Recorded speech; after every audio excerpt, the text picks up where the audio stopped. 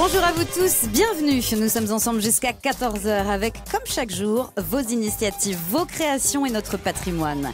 Aujourd'hui, nous rencontrons un mentaliste en Haute-Savoie et nous découvrons une œuvre d'art monumentale à Strasbourg. Mais ce sera à partir de 13h30, après la venue de notre invité exceptionnel ce jeudi. Bonjour Denis Farou. Bonjour Frédéric Le Ternier, bonjour à tous. Jean-Luc Mélenchon est avec nous sur France Bleu. Quelques heures après les déclarations d'Emmanuel Macron qui s'en est pris depuis l'Australie aux élus qui tiennent un discours d'agitation. On verra si le patron de la France Insoumise se sent visé. Mais c'est aussi un dialogue avec vous qui nous écoutez. Vous pouvez nous appeler dès maintenant pour poser vos questions à Jean-Luc Mélenchon au 0810 055 056 ou encore sur le Facebook Live de France Bleu en vidéo et en direct. Bienvenue à tous dans 1 heure en France. 1 heure en France, Frédéric Le Ternier, Denis Farou sur France Bleu. 1 heure en France jusqu'à 14h avec notre invité et vos initiatives et l'actualité de ce jeudi 3 mai. Pour commencer, bonjour Frédéric Dorel. Bonjour à tous. 3 activistes Black Blocs seront jugés cet après-midi en comparution immédiate. Âgés de 23 à 30 ans, ils ont été interpellés pendant la manifestation du 1er mai. L'un est jugé pour des violences volontaires sur un CRS, un autre pour rébellion. La contestation dans les facs n'est pas terminée. L'école normale supérieure est fermée aujourd'hui suite à une occupation depuis hier soir. C'est l'une des formations universitaires les plus sélectives de France. Elle forme des enseignants et des chercheurs. Et à Toulouse, c'est Sciences Po qui est occupée d'après le syndicat solidaire étudiant. Un train sur 2, voire 1 sur 3, malgré une baisse de la mobilisation. Le trafic reste perturbé à la SNCF pour ce 7e épisode de grève. Les cheminots prévoient de manifester à partir de maintenant à Paris et devant les préfectures en région. À 4 jours de la rencontre avec le Premier ministre, il s'agit de se compter. La CGT espère d'ici lundi, donc, des précisions sur la reprise de la dette.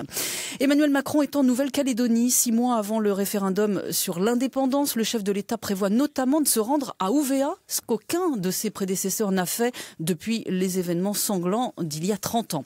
Le gouvernement va faire évoluer les dispositifs d'épargne retraite, des mesures que le ministre de l'économie, Bruno Le Maire, présente aujourd'hui dans la presse. Il veut que les Français oublient un peu l'assurance vie dont les fonds ne financent pas suffisamment les entreprises au goût du gouvernement. Et puis Marseille, toute une ville derrière son club, l'OM, qui sera peut-être ce soir en finale de Ligue Europa. Pour ça, il faut gagner le match retour à Salzbourg, mais la victoire 2-0 à l'aller aide chacun à y croire. Un écran géant va être installé à l'intérieur du stade Vélodrome pour les 22 000 spectateurs qui ont pu avoir une place. 1 heure en France continue avec l'invité exceptionnel de France Bleu, Jean-Luc Mélenchon. Le leader de la France Insoumise va répondre à vos questions jusqu'à 13h. On attend donc vos appels au 0810 055 056 et sur la page Facebook de France Bleu. Mais d'abord, Jean-Luc Mélenchon est avec Frédéric Le Ternier et Denis Farou. Bonjour Jean-Luc Mélenchon. Bonjour. Bonjour Jean-Luc Mélenchon. Bonjour. Emmanuel Macron a atterri en Nouvelle-Calédonie à 6 mois du référendum sur l'indépendance.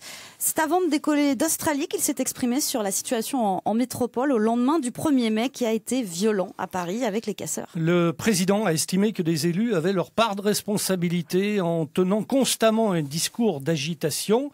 Emmanuel Macron ne vous a pas nommé, mais vous avez reconnu comme nous le leader de la France Insoumise, Jean-Luc Mélenchon. Oui, et alors ?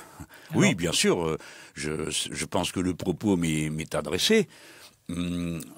C'est assez indigne de sa part que d'assimiler la France Insoumise à des violences dont elle a eu à souffrir elle-même, parce que le chef de l'État est resté absolument muet quand, en septembre dernier, les mêmes ont attaqué notre marche et notre podium. Il y avait eu un communiqué de la préfecture de police à l'époque pour bien rappeler que ces gens-là nous avaient agressés.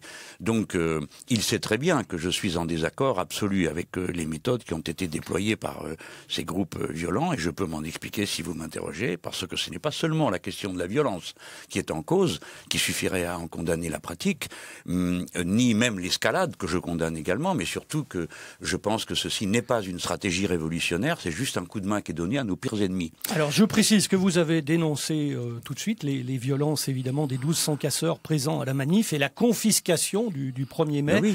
Emmanuel Macron fait allusion aussi à ceux qui proposent des fêtes ou des manifestations à 2 jours de la fête à Macron, initiée par le député de la France Insoumise, François Ruffin. Oui.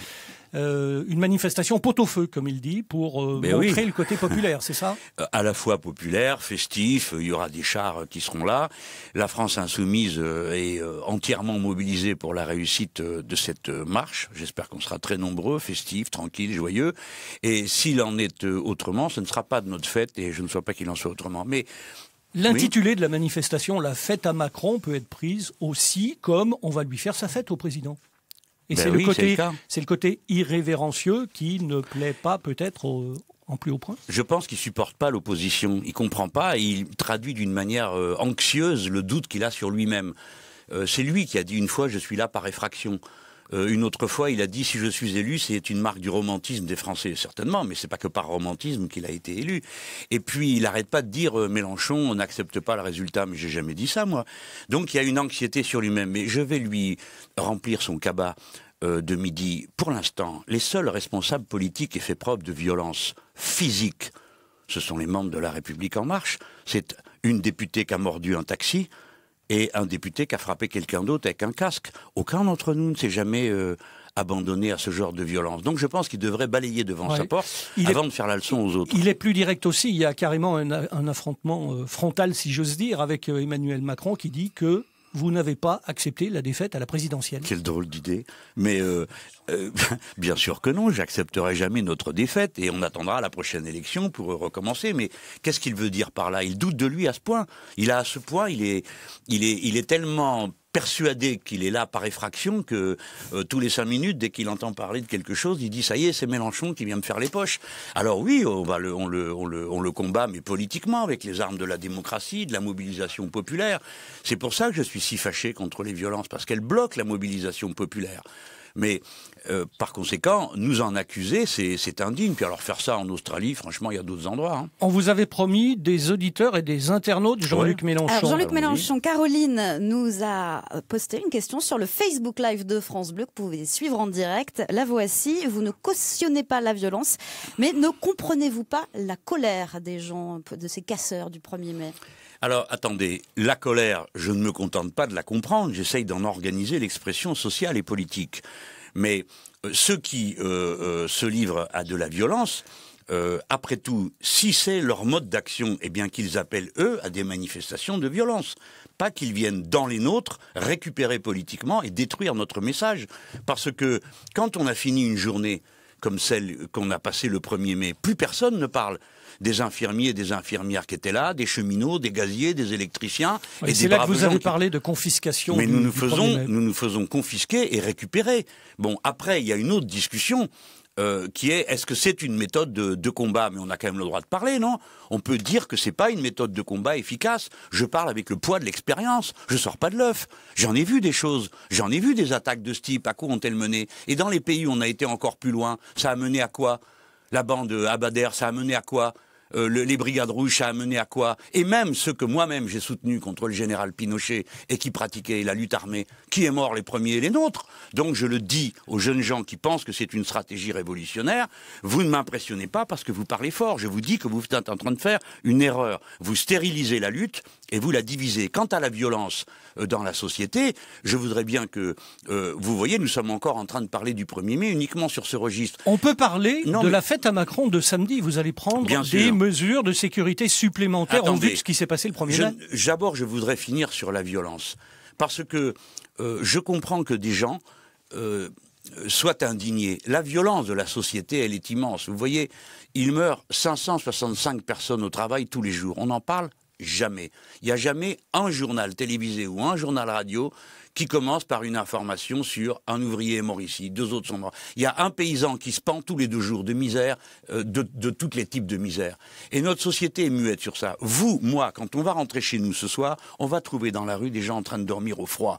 De ça, on ne parle pas beaucoup non plus. Enfin, je n'en fais pas le reproche aux médias, mais je veux dire, la violence dans la société, elle est là tout le temps. Et celle-là, elle a l'air d'être normale, et il y aurait que les McDo qui seraient une violence anormale. Je le répète, Je condamne comme méthode de combat politique ce type de méthode, mais je ne veux pas qu'on oublie que la société est pleine d'une violence terrible. Et M. Macron, en particulier, étant violent, quand il impose par ordonnance la destruction du Code du travail, quand il fait cadeau de 4 milliards aux très puissants, et que encore aujourd'hui, il vient de leur donner 8 millions. Jean-Luc Mélenchon, on va laisser la parole aux auditeurs qui nous appellent au 0810 055 056. 1 heure en France. Denis Faro, Frédéric Le Tornier sur France Bleu. Et nous accueillons Jean-Claude qui nous appelle des Pyrénées-Orientales, qui a une question concernant les artisans. Bonjour Jean-Claude. Bonjour Jean-Luc Mélenchon. Bonjour. Voilà, je voulais poser une question. Le gouvernement nous avait promis aux commerçants, artisans, les professions libérales, que nous aurions droit à la CEDIC bientôt, et il n'y a rien qui se présente. Tous les avantages qu'ils nous avaient promis, il n'y a rien qui se présente. Aujourd'hui, moi je vois en 2016, par exemple, rien que sur le département des Pyrénées-Orientales, il y a eu 750 petites entreprises, artisans, commerçants confondus, qui ont fermé.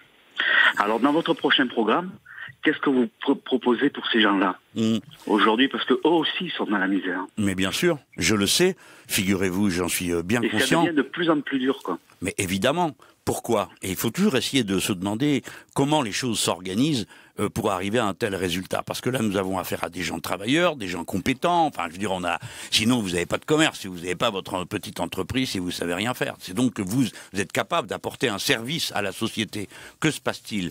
La politique qui est mise en place est une politique qui d'abord privilégie la finance. Vous voyez, je vais leur faire un cadeau, je vais faire semblant d'y croire. Ils pensent que plus les gens seront très riches et plus ça ruissellera sur le reste de la société. Moi, j'ai le raisonnement inverse. C'est-à-dire, je pense qu'il faut faire la politique du carnet de commandes. Plus il y a de boulot, plus il y a de ressources, c'est-à-dire si les gens ont des bonnes payes, si ça se passe bien, alors ils dépensent et ils achètent et ils font appel à des services comme ceux de la petite entreprise. C'est le contraire de la logique qui est celle du gouvernement.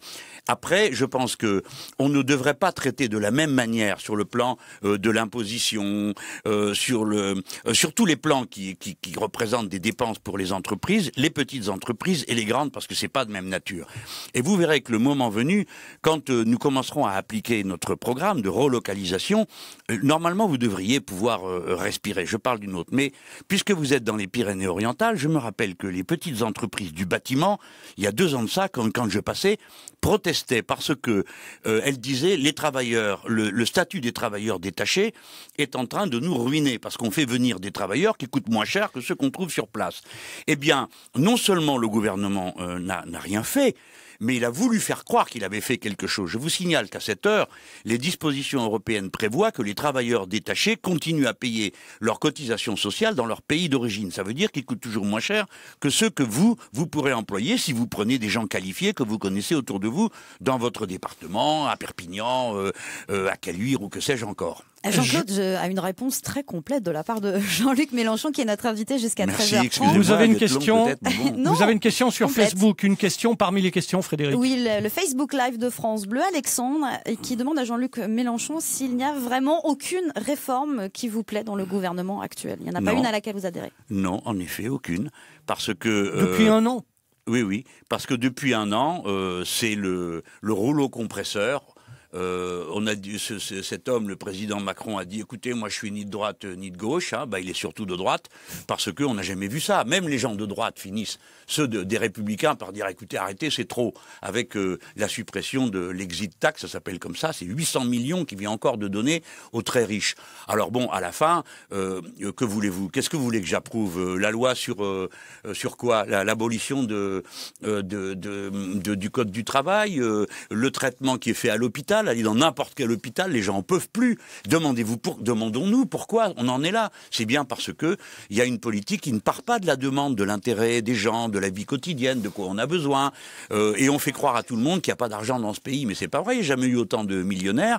Il n'y a jamais eu autant de capital. Le pays n'a jamais été aussi riche et jamais eu autant de pauvres. Et quand je dis autant de pauvres, les gens, faut quand même entendre bien ce que je suis en train de dire. C'est pas juste 3 dans un coin qui sont là, ça va pas. C'est des 20% dans un département qui sont sous le seuil de la pauvreté. pauvreté. C'est des gens qui n'ont plus rien, c'est des gens qui sont maltraités, comme c'est le cas dans ma ville à Marseille, où je vais dans le quartier Herbel, où on vous donne comme consigne de ne pas vous doucher, parce que comme il y a beaucoup de chlore dans l'eau, ça va être mauvais pour vos poumons. Vous vous rendez vraiment compte? ça à Marseille? Oui, nous avons ça à Marseille, et nous avons bien d'autres cas de cette nature, parce que la pauvreté est en pleine ville, et que donc on est obligé de la voir en face, alors qu'il y a beaucoup de gens qui vivent dans les centres-villes et la voient pas, la pauvreté. Alors ils disent, c'est un phénomène exotique. Je les comprends. J'ai pas envie de leur faire du chagrin. Mais je leur dis, mais regardez dans quel état est le pays alors qu'on est si riche. Pourquoi tant de pauvres? Pourquoi tant de malaise? À 13h15 sur France Bleu, on va regarder la météo du jour. C'est important, à l'approche du week-end. Je suppose que vous avez regardé la météo de samedi, Jean-Luc Mélenchon. Il va faire beau samedi. Vous avez regardé la météo avant? J'ai pas regardé la météo, j'ai décidé. Et surtout, vous nous appelez pour toutes vos questions à Jean-Luc Mélenchon au 0810 055 056 et sur le Facebook Live de France Bleu jusqu'à 13h30.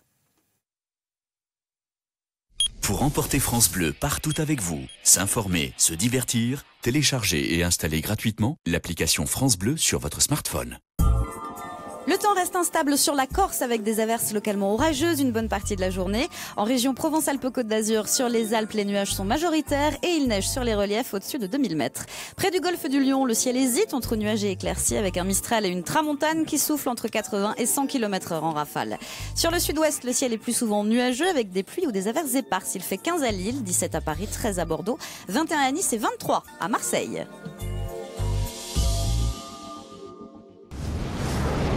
France Bleu. France Bleu et le Crédit Mutuel donnent le la à la musique. Tout France Bleu part en live pour Slimane. Une heure de concert inoubliable enregistrée à l'Agora de Jaunet-Marigny en Poitou. Le France Bleu Live de Slimane, ce soir dès 21h sur France Bleu. 1 heure en France.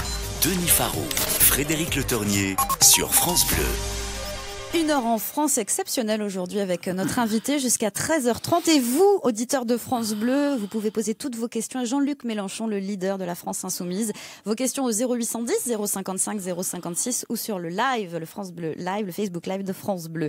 Bernard nous a rejoint. Il a une question pour Jean-Luc Mélenchon. Bonjour Bernard. Bonjour. Où êtes-vous Bernard? À Vitrolles. D'accord. Et quelle est votre question? Mais moi, je veux dire que je suis un ancien près de mairie et que je suis fils de cheminot et petit-fils de mineur. Voilà, c'est un peu mes arrière-trucs. Moi, ce que je voulais dire, que c'est important de soutenir le service public. Parce que le service public, c'est fait pour le public. Et les pauvres, ils ont besoin du service public. Voilà. Défendre le service public, comment? En ne changeant rien à la SNCF, Jean-Luc Mélenchon? Par exemple, mais commençons par le début. Je veux saluer quelqu'un qui avance, comme les titres des quartiers de noblesse, l'appartenance ouvrière. Et c'est une tradition des Bouches-du-Rhône et de la ville de Marseille. Au XIIe siècle, pour les conseils qui se constituaient disaient « métier vos noblesses ». C'est-à-dire que du moment qu'on avait un métier dans les mains, on avait le droit de délibérer. Donc je me sens bien en phase avec ce monsieur. Et quand il dit « il faut défendre les services publics », je voudrais que tout le monde comprenne bien que la caricature qui a été faite du service public, inefficace, peuplé de fonctionnaires qui ne font rien, etc., tout ça est totalement injuste. Le service public, ça marche bien, c'est moins cher que le service public et c'est souvent plus performant. Et la preuve, maintenant, je peux la donner en demandant aux gens, est-ce que vous avez l'impression que depuis que le gaz est devenu privé, vous le payez moins cher et que ça marche mieux? Non. Et d'ailleurs, en plus, vous comprenez rien au tarif. Est-ce que vous avez l'impression que EDF marche mieux depuis, etc., etc. On voit bien que quand on privatise des services qui sont d'intérêt commun, dont tout le monde a besoin et qui sont en fait une dépense obligée dans la vie, vous pouvez pas passer à côté. Il vaut mieux avoir un monopole public que une floraison de petites entreprises, d'entreprises qui se font de la concurrence et qui donc coûtent plus cher pour la publicité, pour les actionnaires qu'il faut rémunérer, alors que rien de tout ça n'existe quand vous avez un monopole public. Un monopole public avec une dette abyssale? Mais la dette abyssale, vous manquez pas de souffle, c'est pas le monopole qui l'a créé, c'est les dirigeants irresponsables. Si on voulait nous convaincre, on aurait pu commencer par virer ceux qui en sont responsables. Non, ils restent. Et c'est eux qui viennent faire la leçon aux autres. Qu'est-ce que c'est que cette histoire? Monsieur Pépi est pas au pouvoir depuis des années dans cette entreprise. Il a aucune responsabilité. Les autres dirigeants qui gagnaient jusqu'à des 50 et 60 000 euros par mois, Hein, ils ont dit, ah ben finalement on regrette, on rend ce qu'on a pris en trop, on va se prendre un salaire de cadre supérieur ou de cadre moyen de la SNCF. Non, donc c'est pas juste de jeter à la figure les mauvais résultats.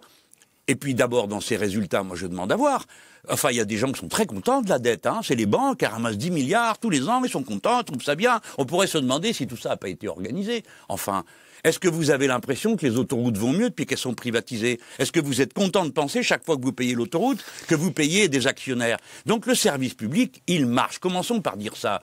Parce que chaque fois, je demande aux gens, vous voulez le réformer? Vous venez de me poser la question. Oui. Pourquoi on le réforme? Jean-Luc Mélenchon. Pourquoi, répondez-moi, pourquoi voudriez-vous le réformer? Pour trouver une solution, pour qu'il y ait des trains pour tout le monde et pour pas qu'il y ait une dette abyssale. Mais on se rend compte qu'en Europe, personne n'a trouvé la solution, y compris l'Allemagne. Nous, les Français, y compris l'Allemagne, parce que forcément, ceux qui passent leur temps à rêver, qui croient que l'Allemagne est meilleure en tout, non, l'Allemagne, c'est pas un bon système. Les ponts, les routes sont dans un état désastreux. Les services publics ont été abandonnés. La Deutsche Bahn ne fonctionne pas. Ils ne savent faire ni des trains, ni des gares. C'est ça l'Allemagne aussi. Alors évidemment, ils ont des excédents commerciaux parce que c'est une espèce de république bananière dont l'économie repose à 17% sur la fabrication de voitures qui consiste à assembler des pièces qui sont produites dans l'Europe de l'Est à des tarifs qui sont une honte sociale. Voilà la vérité. Il faut décrypter le contenu de ceux dont on dit qu'ils réussissent. Le service public marche. Si on doit s'en occuper, on sait le faire marcher et on sait quoi faire de la dette. Ce n'est pas vrai que la situation soit irredressable. Quant au statut des cheminots, ce n'est pas lui qui a empêcher la prospérité, ni créer la dette. Jean-Luc Mélenchon va accueillir Pierre qui a l'air d'accord dans l'ensemble avec vous. Bonjour Pierre. Oui, bonjour Monsieur Mélenchon. Bonjour Monsieur. Je suis complètement d'accord avec vous. Il n'y a jamais eu autant de riches en France, mais ils ne partagent pas trop la galette. Et donc, c'est vrai qu'il y a une très grande pauvreté. Moi, je voulais vous poser une question, mais en cours d'émission et en venant d'entendre ce que vous êtes en train de dire, je voulais justement apporter ma pierre à votre édifice, car je suis un ancien fonctionnaire retraité, à qui on va prélever 1,7, mais qui va continuer à payer sa taxe d'habitation.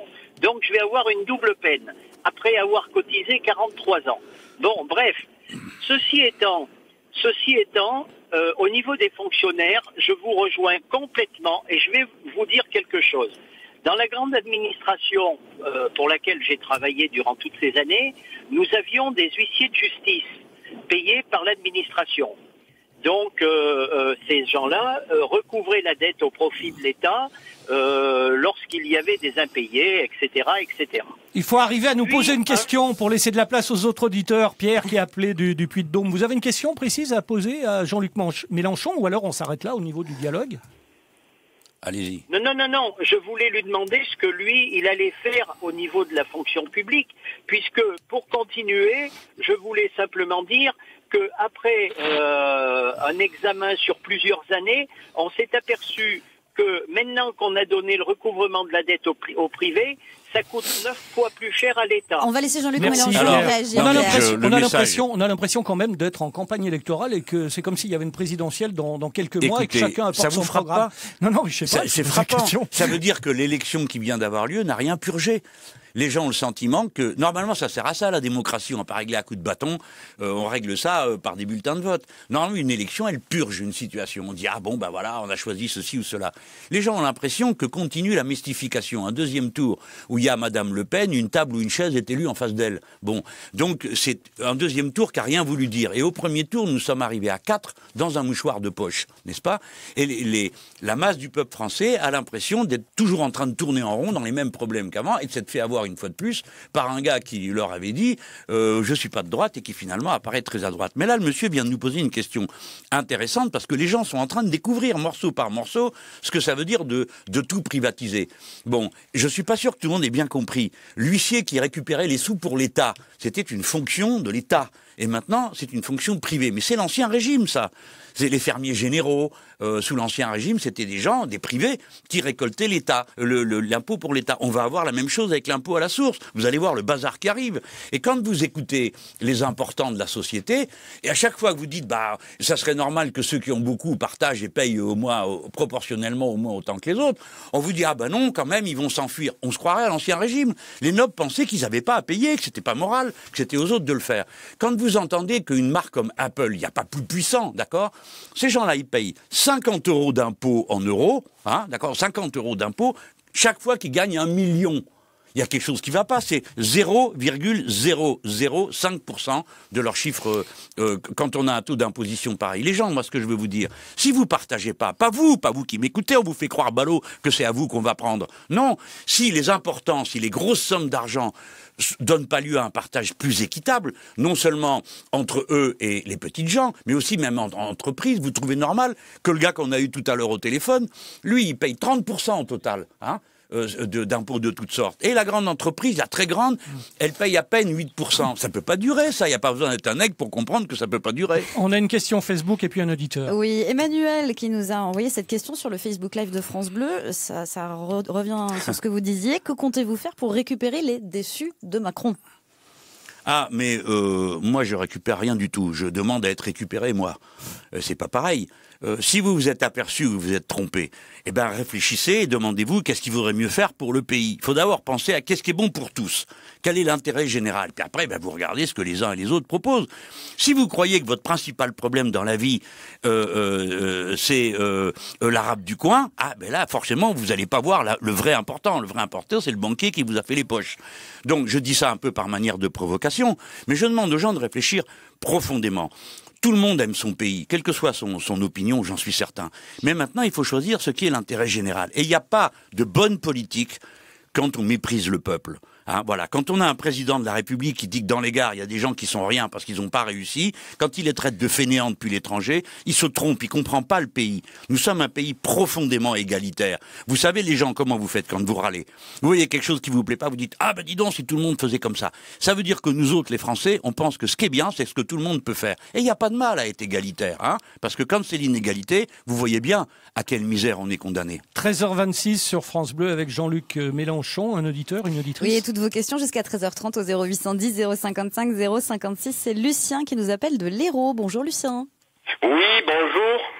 Quelle est votre question aujourd'hui, Lucien? Ah, mais d'abord, je voudrais dire à Monsieur Mélenchon que c'est un réel plaisir pour moi de l'avoir en ligne. Ah. Bon. Bien. Ensuite, excusez-moi, mais écoutez, moi, le matraquage, bon. Voilà, Monsieur Mélenchon, je suis un retraité de la banque. Bon. Oui. Je ne vais pas vous demander votre programme, je le connais. Je ne vais pas vous répéter aussi ce que disent tous les gens.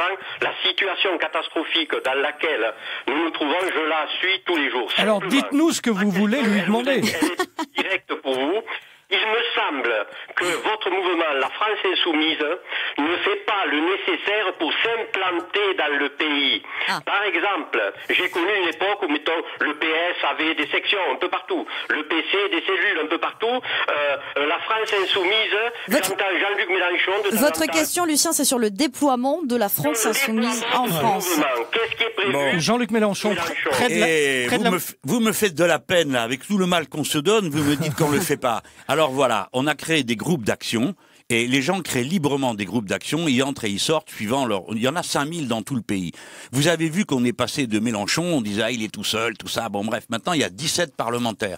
Et je crois que les gens qui nous observent disent ah ben c'est 17 qui se battent, qui se défendent dans la logique qui est celle d'un hémicycle. Hein. Et vous avez vu qu'il y en a 3 qui ont moins de 30 ans par exemple là-dedans. Et puis c'est pas pour dire que les autres sont trop vieux, mais c'est pour dire que c'est une force jeune qui respire. Évidemment, on va un peu à tâtons, mais on ne veut pas s'enfermer dans des structures trop rigides. On est un mouvement, on n'est pas un parti.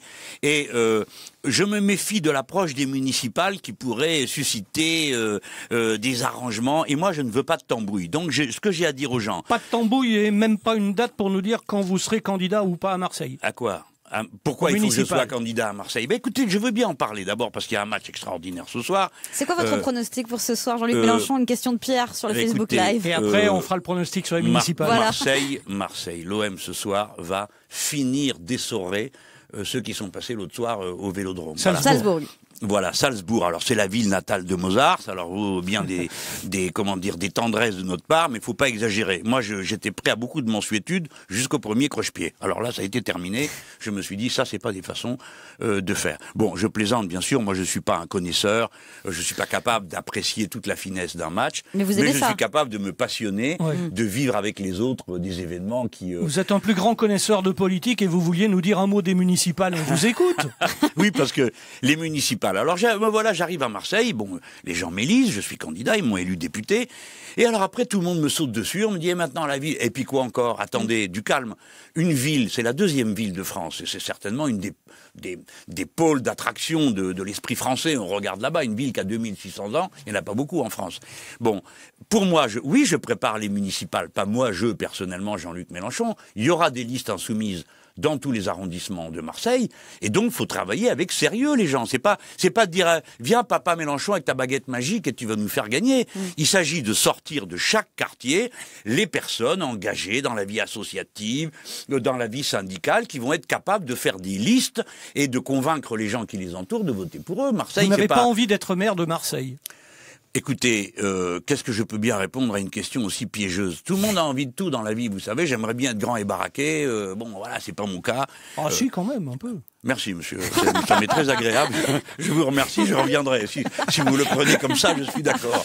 Non, mais c'est pour dire, ça n'a pas, oui, je comprends, mais ça n'a pas trop de sens aujourd'hui. Et puis, admettez que je sois un peu tactique et aussi un peu stratège, c'est mon rôle. Hein. Bon, d'abord, je dois les laisser se bouffer entre eux. Je ne vous cache pas que je n'attendais pas une réponse ce midi. Ah, vous voyez comme vous êtes. Alors, mais vous il la pose posez quand des même. questions. Je le subis tous les jours comme ça, le Denis Faro.